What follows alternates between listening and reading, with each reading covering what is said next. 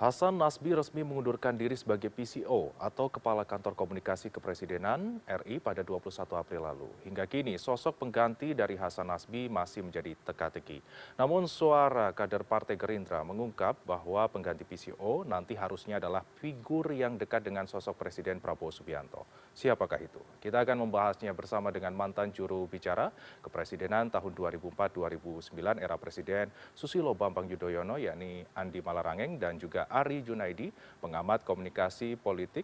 Halo, selamat sore Bapak-Bapak. Terima kasih atas waktu Anda bersama kami di CNN Indonesia Newsroom. Selamat sore, Selamat sore. Baik, Selamat sore Mas Andi. baik, saya akan ke Pak Andi terlebih dahulu. Melihat case yang terjadi di lingkup kantor komunikasi kepresidenan, Hasan Nasbi mengundurkan diri, Pak Andi, dan menyatakan ada sesuatu hal yang tidak bisa ditanganinya. Dari sudut pandang Anda, Pak Andi, tantangan kinerja seperti apa yang membuat seorang kepala komunikasi kepresidenan memilih untuk mundur dari posisinya, Pak Andi? Ya, memang kalau posisi sebagai jubir itu memang harus bisa memahami apa yang diinginkan komunikasi dan gaya komunikasi yang bagaimana yang diinginkan oleh presiden, belum juga lagi substansinya. Eh, Dia harus mendapatkan trust, yaitu kepercayaan dari presiden terhadap orang yang ingin menjadi mewakilinya ini. Ya. Mewakilinya untuk berbicara kepada publik, menjelaskan apa yang menjadi pikiran, ucapan, tindakan maupun kebijakan presiden. Ya. Karena itu memang tidak gampang. Dia harus bisa memahami cukup dekat dengan presiden, karena kalau tidak dekat, tidak memahami, agak susah untuk menjelaskan dengan baik pikiran, ucapan, pikiran, tindakan maupun kebijakan presiden. Ya, tentunya dari Pandi menyatakan bahwa tidak gampang dan kuncinya adalah harus dekat, memahami, dan juga harus bisa mendapatkan kepercayaan dari Presiden. Saya akan ke Pak Ari terlebih dahulu juga. Terkait hal ini, dari pandangan Anda, kinerja dari sosok Hasan Nasbi selama bertugas dari masa pemerintahan Jokowi, setelah itu bergeser menuju pemerintahan Prabowo Subianto yang kurang lebih 6 bulan ini. Adakah evaluasi atau terkait kinerja ini, adakah poin-poin yang menjadi catatan dari sudut Anda? Yang pertama tentu saya memahami gitu ya, bahwa pekerjaan yang diemban oleh Hasan Nasbi ini cukup berat. Mengingat satu, seperti apa kata Pak Andi Malarangeng tadi, sosok kepala PCO itu harusnya melekat atau embedded gitu ya bersama presiden. Sehingga dia bisa memahami, mengerti, kemudian bisa menjelaskan apa yang dirasakan, apa kebijakan dari presiden dan pemerintah yang harus segera dikomunikasikan. Bisa dibayangkan walaupun satu kantor berada di area yang sama gitu ya, di istana, tetapi kedekatan fisik, kedekatan jiwa, soul-nya itu tidak ada. Sehingga saya memahami betul ketika Pak Andi menjadi juru bicara Presiden Pak SBY gitu ya. Pak Andi bisa secara lugas, memahami betul apa yang dirasakan oleh Pak SBY. Nah ini kan tidak gitu ya. Hasan Nasbi ini kalau saya ibaratkan seperti pemain sepak bola di Tottenham Hotspur, Yusun Ming gitu ya, atau Jimmy Vardy di Leicester. Dia bermain sendiri gitu ya, sehingga dia tidak bisa mengorkestrasi apa yang ada di PCO. Anda bisa bayangkan bahwa PCO itu sangat gemuk. Ini merupakan dari perluasan dari Deputi 5 di KSP. Nah sekarang tambah lagi ada sosok Mensesnek gitu ya, sehingga memang harus ke depannya ada simplifikasi alur komunikasi di istana agar apa yang perlu dikomunikasikan dengan cepat bisa disampaikan oleh juru bicara presiden. Nah, Hasan Nasbi dengan segala catatan gitu ya, telah bekerja cukup baik walaupun ada sisi kontroversinya. Tetapi saya memahami karena sosok Hasan Nasbi menjadi titik tumpuan di PCO dan tidak ada semacam alur kerja yang tersistematisir gitu ya di PCO sendiri. Baik, berarti ini ada beberapa catatan poin yang Anda sampaikan, Pak Ari. Saya akan ke Pak Andi lagi, dan kita juga mengenal sebenarnya Pak Andi terkait Mensesnek Prasetyo Hadi yang juga ditunjuk sebagai jubir Presiden pada 17 April lalu. Dan tidak hanya itu, ada sosok-sosok lain seperti Wamensesnek, Juri Ardianto, setelah itu juga Wamenkominfo, Angga Raka yang juga disuruh untuk membantu.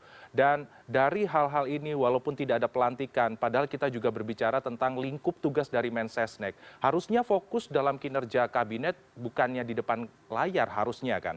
Namun jika kita melihat hal ini diterapkan, apakah dapat merubah fungsi dari PCO sendiri ke depannya, Pak Andi? sudah tepat kalau Mas Pras ini yang menjadi juru bicara presiden karena dia dekat, dia adalah ring satu presiden dan kemanapun presiden pasti ada dia di situ, ada beliau di situ. Ya. Tetapi persoalannya adalah beliau juga Mensesnek. Ya. Tugas Mensesnek ini tanpa jadi juru bicara sudah luar biasa sulitnya, artinya repotnya.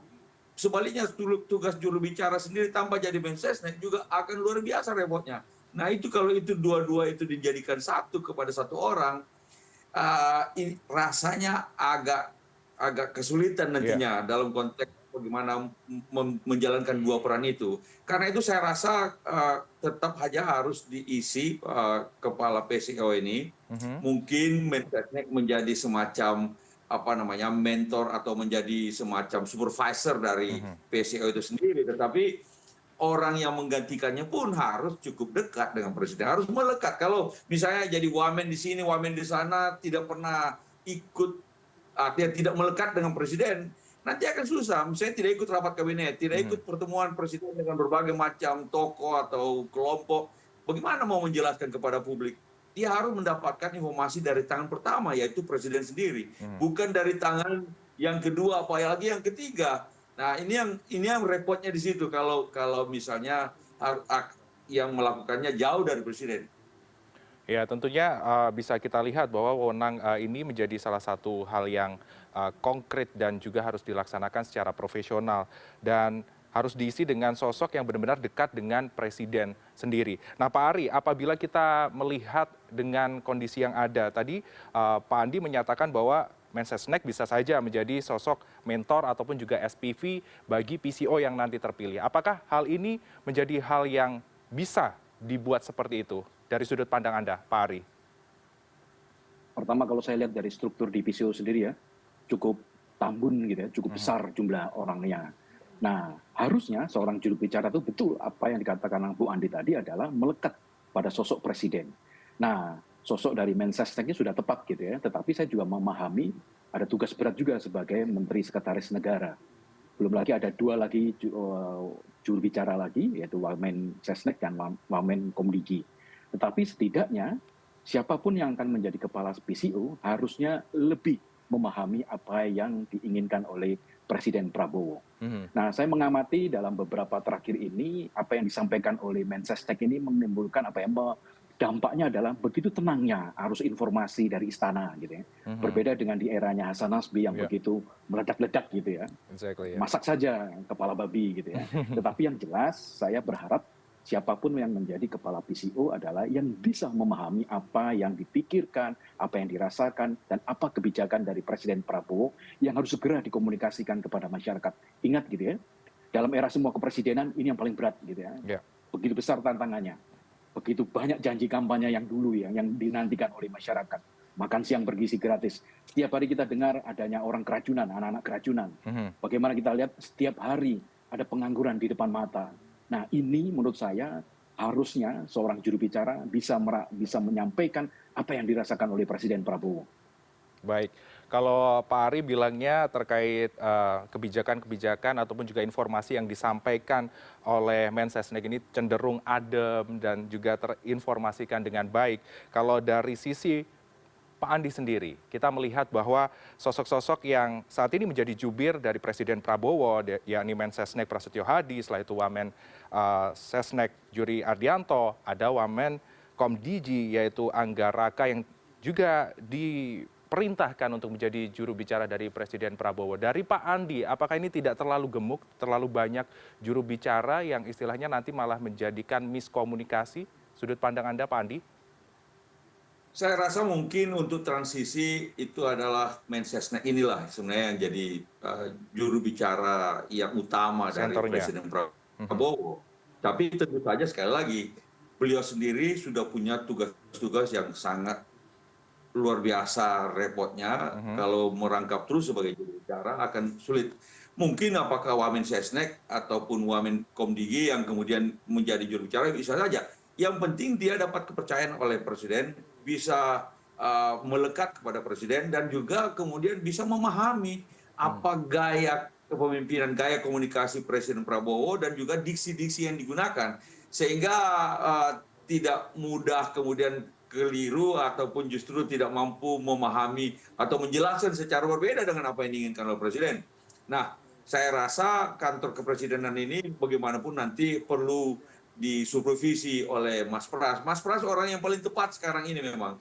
Nggak ada yang lain. Dulu memang menteri-menteri bisa saja menjadi juru bicara kayak Pak Murdiono dulu. Tapi zaman itu kan zaman ketika semua pers, semua media dikuasai oleh pemerintah sehingga tidak mungkin ada kesalahan. Itu pun dia sangat hati-hati. Sekarang kalau saya khawatir kalau terlalu lama dibiarkan kosong akan menjadi susah. Lebih baik tunjuk saja mungkin salah satu siapa yang dipercaya oleh Presiden, yang dekat dengan Presiden dan mampu mengkomunikasikan apa yang menjadi pikiran dan kebijakan Presiden. Nah, lalu kemudian disupervisi oleh Mensesnek. Ini yang pikiran saya paling tidak sekarang ini. Setelah cuma siapa orangnya itu hanya Presiden yang tahu. Ya, berarti kita masih menunggu, masih menjadi teka-teki siapakah sosok yang akan menjadi sosok PCO yang nantinya juga dari Pak Andi menyatakan akan ada supervisi ataupun juga ACC dari Mensesnek. Kira-kira kurang lebih akan seperti itu mekanismenya. Namun ketika kita berbicara tentang kondisi saat ini, survei dari LSI sendiri pun juga menyatakan bahwa kepercayaan publik terhadap pemerintahan Presiden Prabowo Subianto ini cukup tinggi, yaitu 88%. Nah, dari pengamatan Anda, Pak Ari, saya akan mengulas lebih dalam terkait ini. Seberapa efektif sebenarnya peran dari PCO di masa pemerintahan Prabowo Subianto ini untuk lebih dekat kepada masyarakat? Ya, saya rasa siapapun presidennya, tentu yang menjadi ciri khas atau indikasi keberhasilan adalah terletak pada kemampuan seorang juru bicaranya yang begitu fasih, yang begitu mudah menjelaskan semua persoalan berat gitu ya, kepada publik. Nah, oleh karena itu saya berharap gitu ya, siapapun yang menjadi kepala PCO nantinya, dia bisa menjelaskan program-program pemerintahan sekarang ini. Kan Pak Prabowo ini mempunyai program unggulan Astagita gitu ya. Tetapi masyarakat sendiri tidak paham apa itu Astagita dalam implementasinya gitu ya. Nah, oleh karena itu saya melihat gitu ya, bahwa komunikasi pemerintahan sekarang ini pertama ditentukan oleh sosok kepemimpinan, leadernya gitu ya, yaitu Pak Prabowo. Seperti kita ketahui, Pak Prabowo sendiri mempunyai gaya komunikasi yang begitu temperamen gitu ya, dasmu gitu ya. Nah, ini kan berbeda dengan ketika eranya Pak SBY yang begitu santun, kemudian eranya Bu Megawati pun juga bagus, Pak Gus Dur itu pun juga dilengkapi dengan 4 juru bicara yang bisa mengimbangi Gus Dur. Nah, oleh karena itu dia bisa memahami, menerjemahkan apa yang dikatakan oleh Presiden Prabowo. Bukan berarti ya implementasi dari dasmu itu juga diungkapkan dengan dimasak kepala babi, tetapi tidak kan. Harusnya bisa menyampaikan dengan empati, dengan simpati. Nah, ini yang perlu dirasakan sekarang ini, bahwa publik menunggu kejelasan-kejelasan yang clearly gitu ya, dari seorang juru bicara. Nah, kalau saya melihat gitu ya, dia katanya efisiensi gitu ya. Bubarkan saja PCO gitu ya. Cukup dengan juru bicara yang ada di saat ini, Pak Pras. Saya setuju tadi menjadi mentornya, bagaimana mengefektifkan Mas Juri, Mas Angga gitu ya, sehingga dia bisa menjadi juru bicara yang ya sekelas Pak Andi Malarangeng. Ada, saya masih ingat ada sekelas lagi Pak Wahyu Muryadi di era Gus Dur gitu ya. Oleh karena itu ini menjadi tugas berat dari seorang presiden gitu ya. Siapa yang dipercaya, sosok siapa yang akan dipercaya oleh Pak Prabowo. Itu Mas. Kita nantikan siapa yang akan menjadi sosok yang dipercaya. Namun kalau saya bergeser ke Pak Andi lagi, sudah berpengalaman menjadi juru bicara Presiden era Susilo Bambang Yudhoyono dan lekat ataupun juga dekat dengan sosok Presiden Susilo Bambang Yudhoyono. Nah, kita akan melihat secara figur yang dinanti-nanti adalah sosok yang dekat dengan Presiden Prabowo Subianto yang menjabat saat ini. Kira-kira dari pandangan Anda, Pak Andi, figur pengganti dari PCO nanti apakah benar dari orang yang dekat atau bisa juga dari sosok profesional di bidangnya? Kalau saya melihat memang harus cukup dekat dengan Presiden.